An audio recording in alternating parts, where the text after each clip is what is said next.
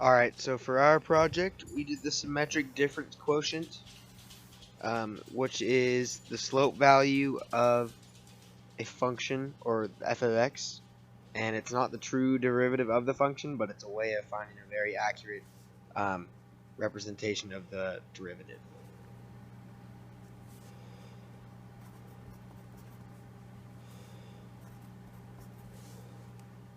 Okay, so the reason it's called the symmetric difference quotient is because the 2 points of the tangent line can be represented as a plus h and f of a plus h, and a minus h and f of a minus h.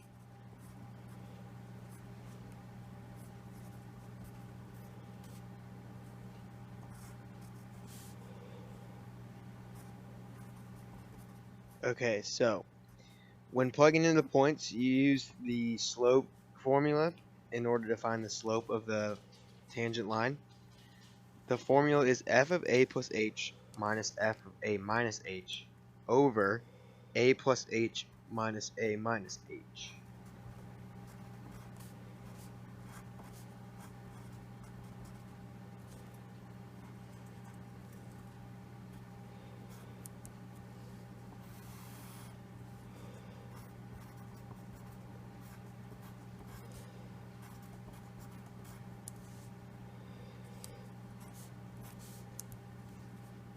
The equation f of a plus h minus f of a minus h over a plus h minus a minus h, when simplified, is actually equal to f of a plus h minus f of a minus h over 2h.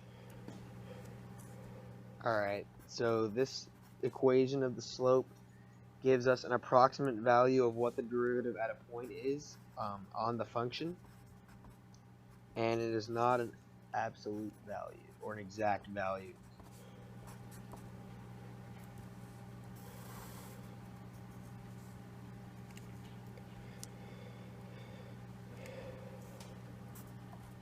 Okay, so as an example, we will use the equation f of x equals the square root of x, and our goal will be to find the derivative when x equals 16.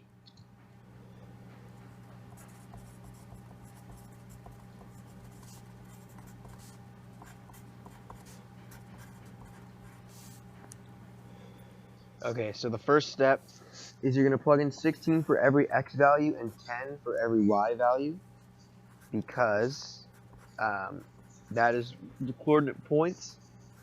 So what we do is we end up getting f of 16 plus 10 minus f of 16 minus 10 over 2 times 10. And when simplified, this is equal to the square root of 26 minus the square root of 6 over 20.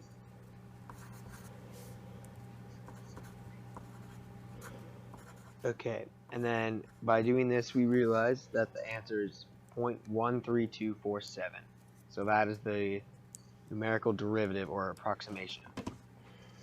Alright, now you have to remember that we're only getting an approximate value of the derivative. And if you refer to the graph, it basically says that if the points were closer, it would be a better estimation of the derivative.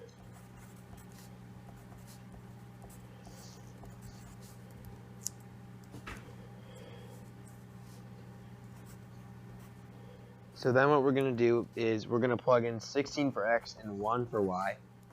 And we end up getting f of 16 plus 1 minus f of 16 minus 1 over 2 times 1.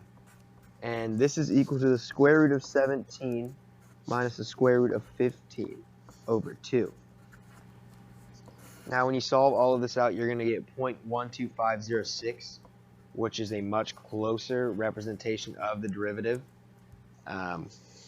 And we used a calculator for both of the answers, so they are both accurate, but one is more accurate than the other. So basically, the smaller the h values you end up using, or y values, they will end up giving you a closer estimate.